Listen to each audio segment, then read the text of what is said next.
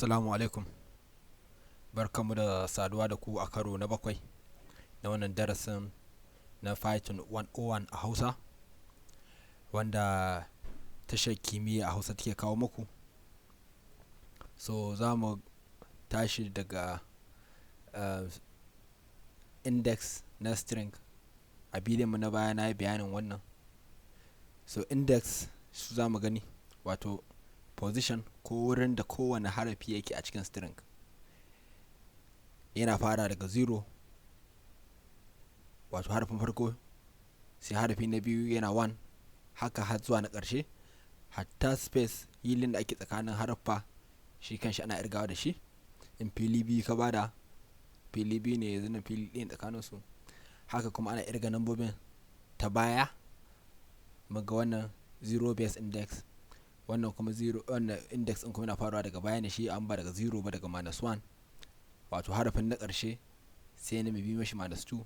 Haka za ta irga har wannan filin shi kuma -6, wannan s tana setting -1. So idan mun fahimci wannan, bari mu je mu ga amfanin shi a wajen code ɗin. So gashi nan na dawo a cikin PyCharm nan daga aikin da muka tsane a bidiyon da ya wuce. So in za ku lura, wannan ina ɗauka wannan misali na Balasola ko kuma January, duka su string ne, ko date ko kuma na name. So idan na ɗauki wannan date ɗin a misali, yanzu 22 ɗin nan tana index 0, 4 tana index 1, space ɗin na index 2, j tana index 3. So idan kana so ka hiddo j, za ka ɗauko index number ta ne. Yanzu ta yaya za mu yi wannan?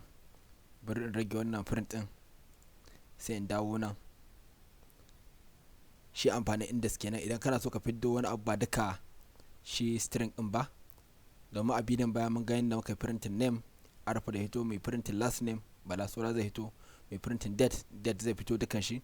So yanzu ba mu san date duka, wani abu kaɗai cikin wannan string ɗin muke so, kamar yanzu j kaɗai, to shine inda suke amfani.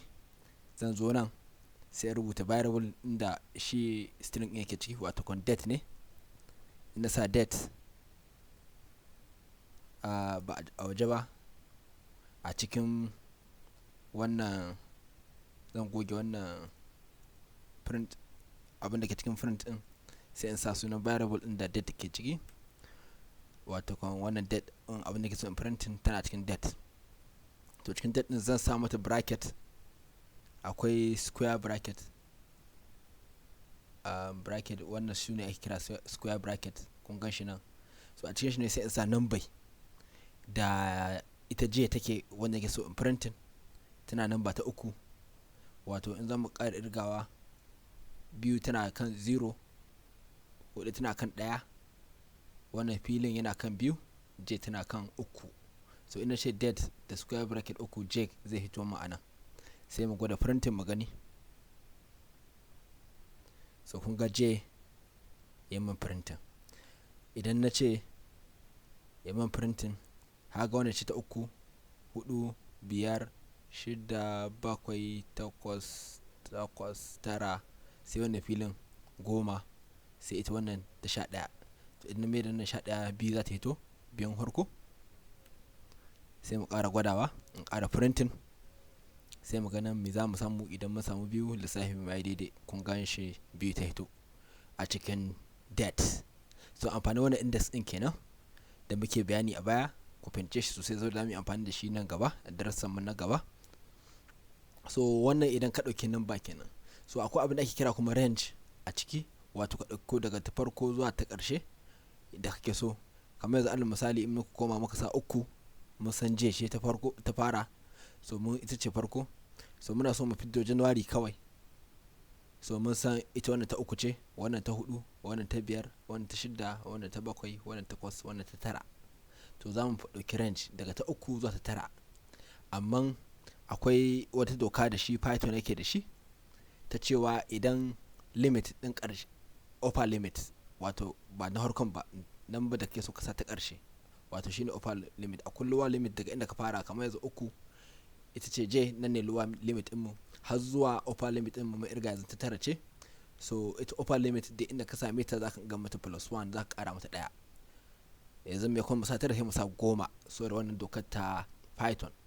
yanzu mu kara bayani, wannan ita ce ta uku a index. ya aka nasa ta uku ce, zan ce nan 0 nan 1 nan 2 filin nan sai ita ta uku. so sai ina so in fito duka january a mafi domashi a nan cikin ƙasa. so na san ta uku ce lower limit, da wato daga inda zan fara. inda za ka kare shi ne upper limit. a dokar python in ka samu upper limit kuma ya ka samu nan ka kara mata 1. yanzu mun san lower limit din mu is 3, sai wannan mai bi mata 4 5 6 7 8 9. nan kamata in sa tara amma na kara 1 so da dokar python. wato wannan abin da ake kira range kenan. mu fahimce shi za mu yi amfani da shi nan gaba sosai. yanzu lower limit din mu 3 za mu fara printing a cikin date variable index na 3 har zuwa index na 9, tunda muna ƙara ɗaya ne din ya hito. to sai muka danna print, za mu ga january za ta hito mana. yanzu kaga january ya fito. so wannan shi ake kira range. sannan kuma wani abun mamaki, za ka iya sa guda ɗaya upper limit ba tare da lower limit ba, ko kuma ka sa lower limit ba tare da upper limit ba, ko kuma ka sa upper limit ba tare da lower ba. yanzu muna iya barin wannan fidda ta, wato kuma zai fara min printing tun daga j har ya sauke min na ƙarshe, har ƙarshe kenan in maka yi printing. so da ban sa upper limit in za a tsaya ba. in maka danna print, in maka danna run, zai hito mana tun daga january ka gani har zuwa ƙarshe. wannan kenan. idan kuma muka fidda lower limit, yanzu muka sa upper limit, kada ka manta kwallo shi in ka sa upper limit ka ƙara ɗaya, wato daga y kenan zai fara printing daga 0 har je y kenan. wato zai fito mana 24 da space da january, tunda ba mu sa ta inda za a fara ba. lower limit din zai dauko daga farko kenan. gashi na ƙara printing, kaga ya hito mana daga 4 january. so wannan shine indexing, kuma yanda ake yin shi yana da amfani sosai. kun ga yanda ake yin shi a yanzu. so kada ku manta mun ce akwai kuma negative indexing, wanda yake fara daga baya. shi irgan shi ta nan yake faruwa ba ta gaba ba, kuma yana farawa ba daga 0 daga -1. so wannan filin za ku ga akwai fili na -1 -2 -3 -4 -5 -6 -7 -8 -9 -10, wato u kenan, ita kenan. so ita za mu gwada mu ga abin da za mu samu u ne. so da na sa -10 yanzu negative indexing. gashi nan na dina run, kaga u ya hito mana. so shi ma negative indexing din kana iya mishi range. so wannan kenan. shi ma negative indexing ana sa mai range, kamar yanzu an misali na sa -13, tunda mun san u ita ce -10 -11 -12 -13 nan ne je take. shi kuma wannan shi akan -7 take y. idan muka dauko shi -1 -2 -3 -4 -5 da space -6 ita ce -7, sai mai +1. mun ce kullum higher limit ana kara mai daya. -7 +1 zai koma -6. -6 za mu sa mai kuma -7, sai ya hito mana da january using negative indexing. kaga nambobin duka suna da minus wanda nake amfani da su. sai mai running, sai mu ga january ya hito mana. kaga january ta fito mana. so wannan a takaice shine yadda ake amfani da indexing a string, kuma yana da kyau ku fahimce shi. so da darasin mu na gaba, mun gode.